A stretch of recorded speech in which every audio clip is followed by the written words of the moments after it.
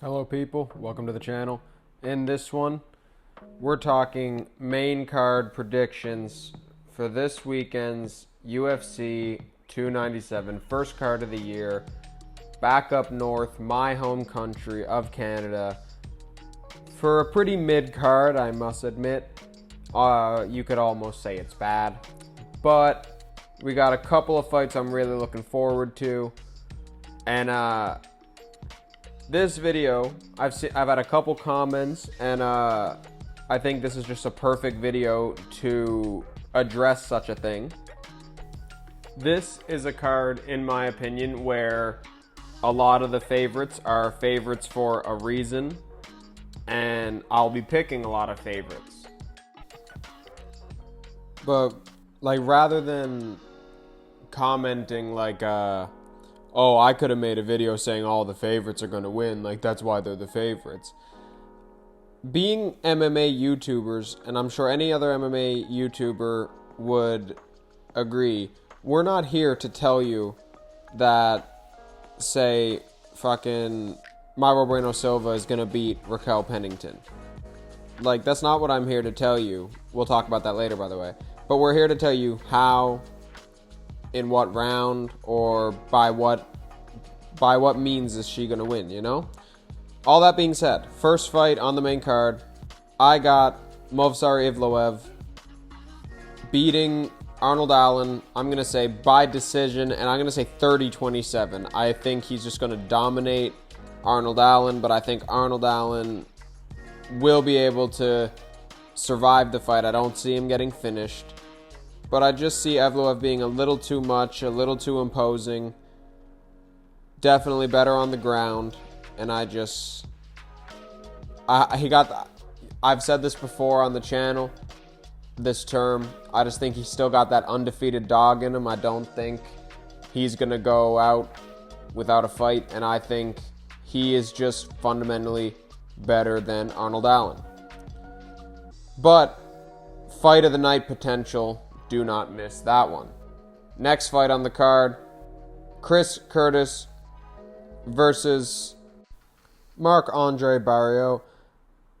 This one hurts because, you know, Marc-Andre is the Canadian guy, but I think Chris Curtis is going to win. He's big for fairly big for the division, just jacked. And he's just like overall a pretty well-rounded, just pretty good fighter. Not the elite of the elite, but he's just decent. I think he's better than Marc-Andre Barriault, no doubt. They just wanted him on the card because he's Canadian, in my opinion. And he is on a 2-fight winning streak. But I'm going to say Chris Curtis by third round TKO. Moving up on the card, the fights that I actually start to really get excited for, proper Mike Malott versus Neil Magny. I love Mike Malott, one of my favorite prospects in the UFC. I say prospects despite he's 32 years old. But only 10-1, doesn't got a lot of damage or experience on the body. In his physical prime, I think Mike Malott is going to win this by, he's been on his Instagram saying by strike or strangle. I think by strangle. I'm going to go with a third round guillotine or rear naked choke, but I'm going to go with a guillotine. I see Magny clinching with him, maybe shooting a takedown, and getting caught with a guillotine. And Mike Malott has a very, very tight, very strong guillotine. Moving up to the first of 2 title fights, even though it really doesn't feel like a 2 title fight card. Mayra Bueno Silva versus Raquel Pennington. I got Mayra Bueno Silva. I'm going to go with by decision 49-46, but she also could get it done by submission or by knockout. I think she is at least a little bit better everywhere than Raquel Pennington. She's also younger, taken less damage, and has just looked better in her last couple fights than Raquel Pennington. Now, moving up to the meat and potatoes, the best fight on the card, the one everyone is looking forward to, Sean Strickland versus Dricus Du Plessis. As you can tell by the title of the video, I have Sean Strickland defending his belt in a 49-46 decision, similarly to the way he won it. Now, what I really see happening is similarly to the Abus Magomedov fight. Sean Strickland will likely, I think, lose the first round, survive it, maybe get taken down, outstruck a little bit, or just outpaced by Dricus Du Plessis. But I am not one to believe that Dricus is a mythical fighter since his nose surgery. I think it's definitely better, but I think no doubt in my mind Sean Strickland has better cardio. He has fantastic cardio.